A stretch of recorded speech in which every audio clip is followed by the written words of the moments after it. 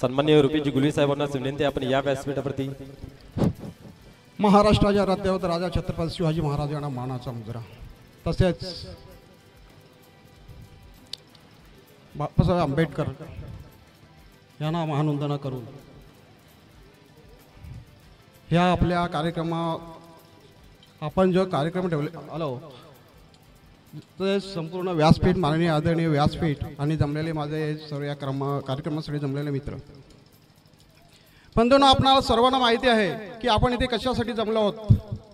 आज पशुसंवर्धन मेळावा हा आपल्या गावातील 40+ आणि टार्गेट ग्रुप सावंते यांच्या निमित्ताने प्रत्येक वर्षी चालत आलेला हा कार्यक्रम आहे।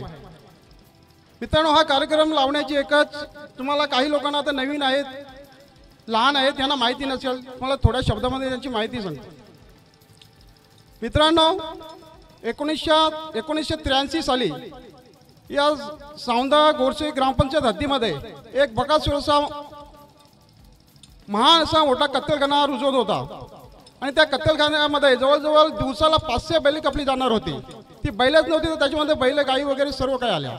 तर खरोखर आज गाई आणि बैल बोलला तर आपण गाई म्हणजे आपली आई आहे, गोमाता आहे, आणि ती जर कापली जात होती आणि कापली असती तर आपल्याला गाई किंवा बैल बघायला मिळाली नसती।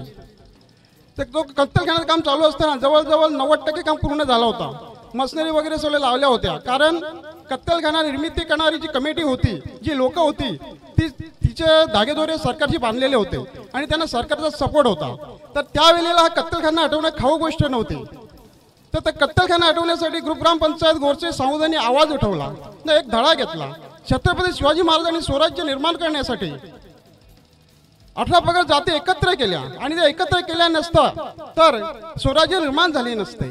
आणि तोच धडा घेतला आपल्या ग्रुप ग्रामपंचायत गोरसेने, आणि नुसते ग्रामपंचायतीने हा काम होणार नाही तर पंचक्रोशीतील लोक जमा केली, ठाणे जिल्ह्यातील लोक केली, नवे तर साऱ्या महाराष्ट्रातील लोक जमा केली आणि तो असा आवाज उठवला, असा एक प्रकारचा तो मोर्चा निर्माण झाला की तिथे महाराष्ट्रातील लोक जमली। आणि तो मोर्चा हा कत्तलखान्याच्या कमिटी विरुद्ध नव्हता, तर ती वेळ अशी आली होती तर त्या सरकार विरुद्ध आपण मराठी माणूस असा तो महान मोर्चा होता। आणि खरोखर अशी जी ताकद आहे छत्रपती शिवाजी महाराजांनी आपल्याला दाखवलेली एकता हा एकतेला फार महान महत्व आहे। आपण जर एकत्र आलो तर आपल्याला कोणी हरवू शकत नाही। त्याच्यामुळे एकत्रित राहणे, संघटित राहा, संघर्ष करा। आणि खरोखर त्यावेळेला आपण संघटित झालो, संघर्ष केला आणि एवढा मोठा बकासुरा होणारा हा कत्तलखाना तिथे महान घोर असा युद्धासारखं युद्ध झाला। मी डोळ्याने बघितलेलं आहे। त्यावेळेला त्या धुलीचं गरांड म्हणजे लोक पळत धावत पोलिसांवर आपण दगडफेक केला, पोलिसांवर गोळीबार केला आणि पोलिसांवर आपल्यावर गोळीबार केला।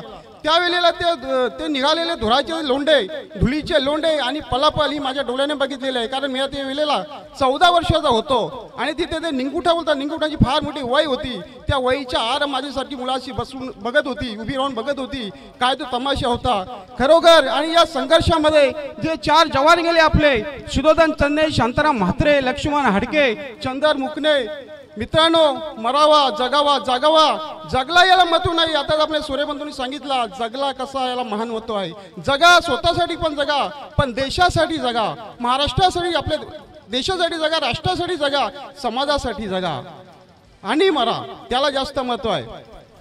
तर सांगण्यात जातं पर एकच, हा कार्यक्रम चालू राहण्याचा आपला उद्देश का ही जी बैल आहेत, गायी आधी आपल्याला बघायला मिळाल्या नसत्या, या कार्यक्रमाच्या उद्देशाने आज आपल्याला त्या बघायला मिळतात। आणि कार्यक्रम खरोखर चंद्र सूर्य जोपर्यंत आहे तोपर्यंत कार्यक्रम चालू राहावा।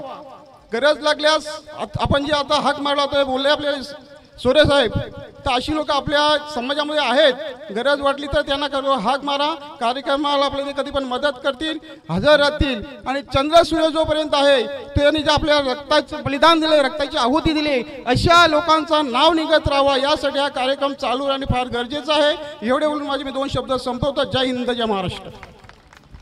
खूप खूप धन्यवाद सच्चिदानंद केने साहेब। तदनंतर साहित्यिक अभ्यासक व्यक्तिमत्व सन्मान्य मान्य श्री राजेजी गायकवाड